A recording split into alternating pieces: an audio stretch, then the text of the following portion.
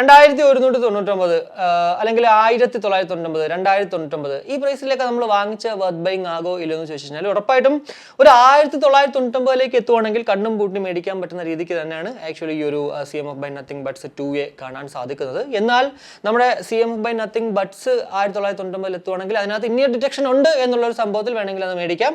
Otherwise രണ്ടും almost like same ആണ്. എന്തായാലും ഈ രണ്ട് പ്രോഡക്റ്റുകളുടെ ഒരു കമ്പാരിസൺ ഉടൻ തന്നെ ഞാൻ അങ്ങോട്ട് ചെയ്യാം, സ്പെക് വൈസ് ഉള്ളത്.